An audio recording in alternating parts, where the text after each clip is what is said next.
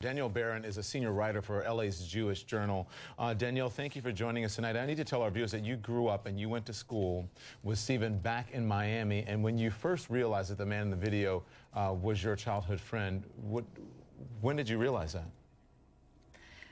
It was a couple of weeks ago when I saw the video in which James Foley was beheaded, and I was instantly horrified. Stephen was my hero. He was traveling to the most dangerous, troubled places on the planet so that he could report back stories of human suffering. He was someone who could not ignore pain and injustice. He felt responsible, and he had to respond.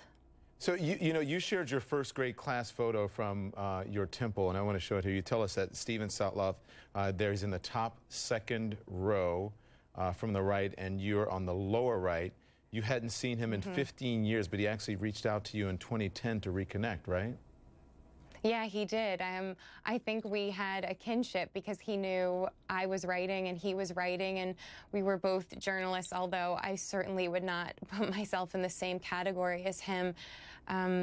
But he did reach out to me, and he would send me lovely notes, and he would send me articles that he was writing and send them from wherever in the world he was. He would always let me know when he was going into the Middle East, and I know that was a passion of his. I mean, he really felt a responsibility to go there and tell stories of human degradation and pain. And Danielle, we're playing only a small portion of the hideous video that was released, in part to show Stephen's stoicism at the hands of this barbaric act. And I know that you say that it was a trademark of his personality to not cower from danger.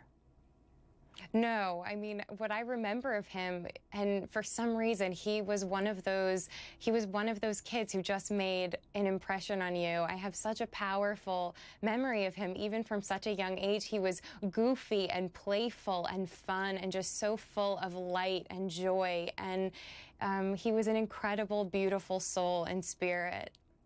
Have you spoken to the family tonight, and if so, or lately, how are they doing? Do you know? I have not spoken to the family. They have asked that people respect their privacy.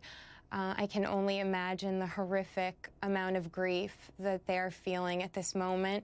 But I have been in touch with friends from home, and certainly people from the synagogue that Stephen and I both belong to.